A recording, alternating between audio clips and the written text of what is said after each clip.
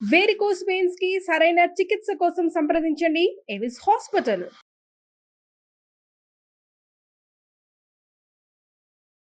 నమస్కారం అనిల్ సింగ్ గారు. నమస్తే శిరీష.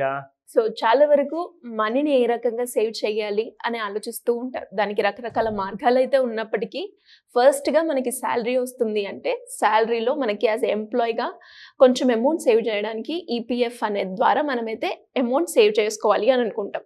ఆ సేవ్ చేసుకుంది ఎట్లాగో మనం సేవ్ చేయలేం కాబట్టి కంపెనీ తరపు నుంచే వాళ్ళు సేవ్ చేస్తారు అని మనం సేవ్ చేసుకుంటూ ఉంటాం.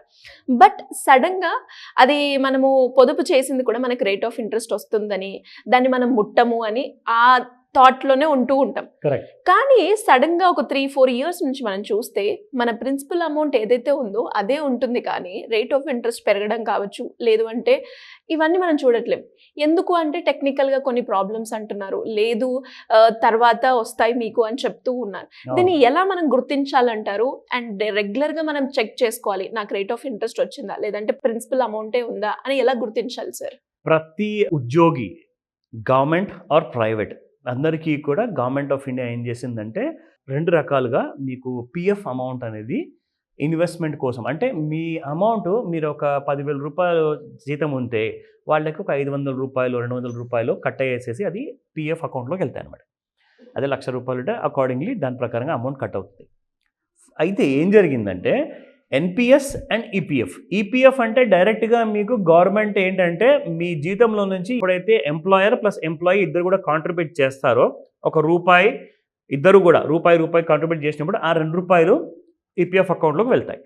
సో ఆ ₹2 కూడా అక్కడ అకౌంట్లోకి వెళ్ళిన తర్వాత దాని మీద ఈపీఎఫ్ గవర్నమెంట్ డిపార్ట్మెంట్ ఏం చేస్తారంటే మనకి ప్రతి నెల అకౌంట్లో ఇంట్రెస్ట్ అనేది క్రెడిట్ చేస్తారు. ఎందుకు చేయాలి అంటే మన డబ్బు అక్కడ ఉంది కాబట్టి ఆ డబ్బుని ప్రభుత్వము వాళ్ళ ప్రకారంగా వాడుకుంటారు. అంటే స్టాక్ మార్కెట్లో ఇన్వెస్ట్మెంట్ కానివ్వండి, మ్యూచువల్ ఫండ్లో ఇన్వెస్ట్మెంట్స్ కానివ్వండి, బాండ్స్లో ఇన్వెస్ట్మెంట్స్ కానివ్వండి, or at the same time ఏదైనా ఇన్ఫ్రాస్ట్రక్చర్ రిక్వైర్మెంట్ ఉంటే అక్కడ ఇన్వెస్ట్మెంట్ పెట్టడం కానివ్వండి. సో గవర్నమెంట్కి ఏమవుతుందంటే ఒక వైపు నుంచి ఈ ఈపీఎఫ్ డబ్బు వల్ల ఏమవుతుందంటే చేయాల్సిన చాలా పనులు వాళ్ళు ఈజీగా చేసుకోవచ్చు. అఫ్కోర్స్ వేరే విధాలుగా కూడా ఉన్నాయి, లైక్ ట్యాక్సెస్ ఉన్నాయి, అవన్నీ ఉన్నాయి. కానీ నేను పిఎఫ్ గురించి ఎందుకు మాట్లాడుతున్నానంటే ఎవ్రీ ఇండివిజువల్, మనలాంటి ఇండివిజువల్స్ ఎవరైతే ఒకవేళ వాళ్ళు బిజినెస్ కాదు జాబ్ చేస్తున్నారు అంటే వాళ్ళందరికీ కూడా ఖచ్చితంగా పిఎఫ్ అకౌంట్లో డబ్బులు పడతాయి. కాబట్టి మనమేమనుకుంటామంటే పిఎఫ్ కటింగ్ అవుతుందండి, నేను రేపటి రోజున రిటైర్ అయిన తర్వాత నాకు ఎలాంటి ఇబ్బంది ఉండదు, ఎందుకంటే నాకు పెన్షన్ రూపంలో నాకు డబ్బులు వస్తాయి, సో ఆ పెన్షన్తో నేను నా మిగతా లైఫ్ నేను హ్యాపీగా నేను ఉండొచ్చు. కానీ ఇక్కడ ఏం జరుగుతుందంటే మీడియాలోనే వచ్చిన న్యూస్ అండి, ఇది నేను చెప్పట్లా, ఇది ఒక జస్ట్ ఒక కల్పితమైన కహానీ లాంటిది కాదు, ఇది నిజం. ఏం జరుగుతుందంటే due to many other unavoidable reasons వల్ల అకౌంట్లో ఇంట్రెస్ట్ అనేది క్రెడిట్ అవ్వట్లా. ఇది ఎంత పెద్ద లాస్ తెలుసా అండి ప్రతి ఇండివిజువల్కి. మీరు సర్వీసు ఒక ఫర్ ఎగ్జాంపుల్ 21 ఏజ్లో జాబ్ జాయిన్ అయ్యారనుకోండి, 40 ఇయర్స్ వరకు మీకు 39 to 40 ఇయర్స్ మీకు సర్వీస్ ఉన్నప్పుడు ఆ 40 ఏళ్ళ వరకు మీకు ఒకవేళ ఇంట్రెస్ట్ క్రెడిట్ అవ్వకపోతే చాలా నష్టం, పెద్ద నష్టం అండి. ఎంతోమంది నిజం తెలిసిన తర్వాత అసలు వాళ్ళు మతి స్థిమితం కోల్పోతున్నారు తెలుసా. నేను నా రిటైర్మెంట్ లైఫ్ నేను ఎలా లీడ్ చేయాలి, నేను ఎవరి ముందు చేయి చాపాలి, నాకు ఈ రోజున నమ్మితే ఈపీఎఫ్లో నాకు టైం క్రెడిట్ ఎందుకు పడట్లా. అవును. కాబట్టి ఇప్పుడు మధ్య ఏం చేశారంటే గవర్నమెంట్ ఆఫ్ ఇండియా వైపు నుంచి ఒక ఇంపార్టెంట్ ఇన్ఫర్మేషన్ ఇచ్చారు. అదేంటో మీ అందరికి చూపిస్తా. సో ఇక్కడ మీరు అందరు చూడాల్సింది, ఇది బిజినెస్ స్టాండర్డ్ వాళ్ళు వాళ్ళ న్యూస్ వెబ్సైట్లో న్యూస్ పేపర్లో కూడా ఇచ్చారు. ఇన్ఫ్యాక్ట్ ఆ పేపర్ కూడా నా దగ్గర ఉంది, మీ అందరికి చూపిస్తాను. ఇందులో ఇక్కడ మెన్షన్ చేశారు, why should you check if your EPF interest is credited on regular basis or not. So ఇక్కడ ఆ డీటెయిల్స్ అన్నీ కూడా ఒకవేళ ప్రతి నెల మీకు 1st నుంచి 10th మధ్యలో జీతాలు వస్తాయండి. ఆ జీతాలు వచ్చిన తర్వాత మీరేం చేయొచ్చు అంటే అదే నెలలో 20th తర్వాత ఆర్ 25th తర్వాత, ఇప్పుడు ఫర్ ఎగ్జాంపుల్ ఇప్పుడు మనం నవంబర్ నెలలో ఉన్నాం, అక్టోబర్ నెల జీతం మనకు నవంబర్ నెలలో వచ్చిందండి, సెప్టెంబర్ నెల ఇంట్రెస్ట్ క్రెడిట్ అయిందా లేదా అనేది మీరు నవంబర్లో చెక్ చేసుకోవచ్చు అనమాట. సో దానికోసం ఎలాంటి విధానం ఉంది, ఆ రూట్ ఏంటి, ఆ కాంటాక్ట్ నెంబర్ ఏంటి మీకు చెప్తా. సో ఇక్కడ మీరు చూసుకోవచ్చు, in fact open messages on your phone and type EPFOHO, ఓకేనా, followed by your UAN number. ప్రతి ఎంప్లాయీకి ఒక యుఏఎన్ నంబర్ అంటూ ఉంటుంది. ఆ యుఏఎన్ నంబర్ ఒకవేళ మీద లేకపోతే మీ అకౌంట్స్ డిపార్ట్మెంట్లో అడిగితే వాళ్ళు ఇస్తారు మీకు. సో ఆ నంబర్ తీసుకొని and first 3 letters of your language preference. అంటే మీరు తెలుగులో తెలుసుకోవాలి అనుకుంటే TEL అని చెప్పి టైప్ చేయండి. ఇంగ్లీష్లో కావాలి అంటే ENG అని టైప్ చేస్తే ఇక్కడ ఎగ్జాంపుల్ ఇచ్చారండి. ENG అని చెప్పి మీరు టైప్ చేస్తే ఇంగ్లీష్లో మీకు ఆ డీటెయిల్స్ అన్ని కూడా వస్తాయి. ఆ డీటెయిల్స్ అన్ని కూడా టైప్ చేసిన తర్వాత ఈ నంబర్కి మీరు SMS పంపించండి. ఓకే. మీకు అక్కడ నుంచి రిప్లై వస్తుంది, మీ అకౌంట్లో ఇంట్రెస్ట్ క్రెడిట్ అయిందా లేదా. ఆ డీటెయిల్స్ అన్నీ కూడా మీరు ఒకసారి తెలుసుకున్నారనుకోండి, మీకు కనీసం ఒక సాటిస్ఫాక్షన్ ఉంటుంది that every month interest rate అనేది మనకు క్రెడిట్ అవుతుంది. ఎందుకంటే 8.25 వరకు ఇంట్రెస్ట్ రేట్ వస్తుందండి. మీకు ఏ FDలో కూడా రాదు అంత ఇంట్రెస్ట్. ఓకే. 5 to 6% లేదా 7% మాక్సిమం వస్తుంది. అది కూడా సీనియర్ సిటిజన్స్కి. కానీ ఇక్కడ ప్రతి ఎంప్లాయీ ఎవరైతే ఇక్కడ డబ్బులు క్రెడిట్ చేసుకుంటున్నారో 8.25 వరకు వస్తుందంటే దట్స్ అమేజింగ్ రిటర్న్స్. సో అలాంటి వాటిల్లో ఇక్కడ ఇదొకటే అని కాదు, లైవ్ మింట్ అన్న ఒక వెబ్సైట్ ఉందండి, livemint.com న్యూస్ వెబ్సైట్. ఇందులో కూడా వాళ్ళు మెన్షన్ చేశారు, EPFO వెబ్సైట్కి వెళ్ళేసేసి UAN నెంబర్ అక్కడ మీరు టైప్ చేస్తే మీకు ఇక్కడ ఈ డీటెయిల్స్ అన్ని కూడా ఈ సేమ్ మొబైల్ నెంబర్ అండి. ఆ వెబ్సైట్లో ఈ వెబ్సైట్లో సేమ్ మొబైల్ నెంబర్ ఉంది. అక్కడ మీరు స్పేస్ పెట్టేసేసి ఎలాగైతే పంపించాలో ఈ డీటెయిల్స్ అన్ని కూడా మీ అందరి కోసం ఒకసారి కనిపించడానికి నేను హైలైట్ చేస్తున్నాను. సో ఇది ఇలాగా మీరు ఆ డీటెయిల్స్ అన్ని కూడా నోట్ చేసుకోవడానికి అవసరమైతే ఈ వీడియోని పాజ్ చేసి ఈ డీటెయిల్స్ అన్ని కూడా మీరు కాపీ చేసుకోండి, నోట్ చేసుకోండి. సో దాట్ ఎవ్రీ మంత్ మీరు కష్టపడుతున్నారు మీ ఫ్యామిలీ కోసము. అలాంటప్పుడు మీకు అలాంటి ఒక్కొక్క రూపాయి కూడా క్రెడిట్ అవ్వకపోతే చాలా నష్టపోతారండి మీరందరూ.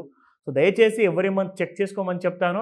ఎందుకంటే మనకు ఆల్రెడీ ఉమంగ్ అనే యాప్ కూడా ఉందండి. ఓకే. సపరేట్గా మనము ఎస్ తెలుసుకోవడానికి EPF చెక్ చేసుకోవచ్చు. నా ఫోన్లో కూడా ఉమంగ్ యాప్ ఉంటుంది. అఫ్ కోర్స్ నాకు అవసరం లేదు, but still I use it అనమాట. బట్ ఏంటంటే మనకు ఉమంగ్ యాప్లో మనకు కావాల్సిన డీటెయిల్స్ అన్నీ కూడా అందులో ఉంటాయండి. బికాజ్ ఇట్స్ గవర్నమెంట్ యాప్ కాబట్టి. సో ఆ డీటెయిల్స్ ఎందుకంటే ప్రతి ఇండియన్ సిటిజన్కి అందులో ఆ డీటెయిల్స్ అన్నీ ఉంటాయి. సో ఇవన్నీ కూడా మీరు చెక్ చేసుకొని యూజ్ చేసుకోండి. ఒకవేళ మీకు ఏదైనా ఇన్ఫర్మేషన్ కావాలనుకుంటే తప్పకుండా నన్ను కూడా కాంటాక్ట్ చేయొచ్చు ఎనీ టైం. సార్, నిజంగా సార్ చాలా మంది కూడా ఈపీఎఫ్లో వేసాము, మనకి డబ్బు వచ్చేస్తుంది, రేట్ ఆఫ్ ఇంట్రెస్ట్ ఎలాగో ఎక్కువగా ఉంటుంది అన్న బ్లైండ్గా నమ్మేసి చాలా వరకు రీచెక్ కావచ్చు, చెక్ చేసుకోవడం కావచ్చు, అది కూడా ఉండదు. అవును. కానీ ఇప్పుడు మీరు చెప్తూ ఉంటే ఇది జరుగుతుందా, ఇలా కూడా ఉందా అన్న విషయం కూడా చాలా మందికి అవేర్నెస్ లేదు. అట్లీస్ట్ ఇప్పటి నుంచి అయినా ఒక్కసారి మీరు చెప్పిన ఆ ఉమంగ్ యాప్ని మనం కనుక డౌన్లోడ్ చేసుకొని ఒకసారి చెక్ చేసుకుంటే అసలు నిజాలు ఏంటి అనేది మనకి తెలుస్తూ ఉంటుంది.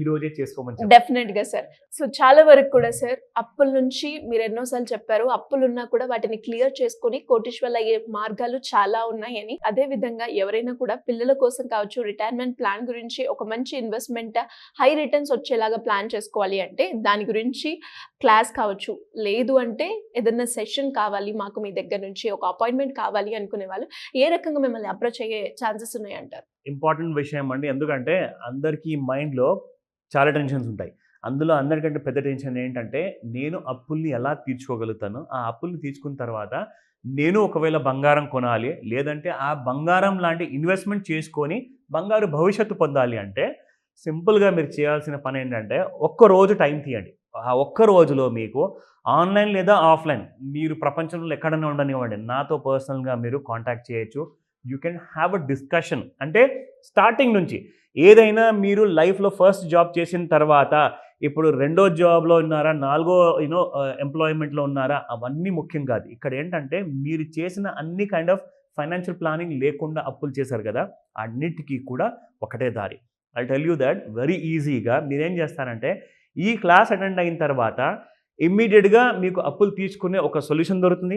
దాని తర్వాత మీకు కావాల్సిన మినిమం ₹1 కోటి నుంచి 100 కోట్ల వరకు నేను చేసిన వీడియోస్ కూడా ఉన్నాయి, మీరు చూడొచ్చు. దీనికి బేసిక్స్ నేను మీకు వీడియోలో చెప్పాను, ఇన్డెప్త్గా మీకు ఈ క్లాస్లో ఉండబోతుంది కాబట్టి. సో ఇవన్నీ మీరు నేర్చుకుంటే ఏమవుతుందంటే గోల్డ్ బయింగ్ కోసం మీరు ప్లానింగ్ చేసుకోవచ్చు, దాంతోనే మీరు ఎన్కాష్మెంట్ చేసుకోవచ్చు. కనీసం ఒక 4-5 కోట్లు క్యాష్ మీకు వచ్చిందనుకోండి, కొన్ని సంవత్సరాల తర్వాత మీ చేయి కూడా బాగా ఫ్రీగా ఉంటుంది and you can live a life of a millionaire.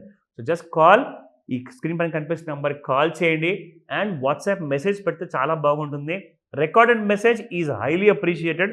So me details అన్నీ కూడా నాకు ఇచ్చేసి ఆ రిజిస్ట్రేషన్ చేసుకునే ప్రాసెస్ పూర్తి చేసుకున్నారనుకోండి, మీకున్న ప్రాబ్లమ్స్ అన్నీ కూడా ఎంత మంచి గోల్డ్ పడుతున్న ఆపర్చునిటీ ఉంది కాబట్టి దీన్ని కూడా మీరు ఉపయోగించుకోవచ్చు. ఈ ఆపర్చునిటీ వదులుకోకండి. Thank you sir. Thank you so much. Welcome Sirisha.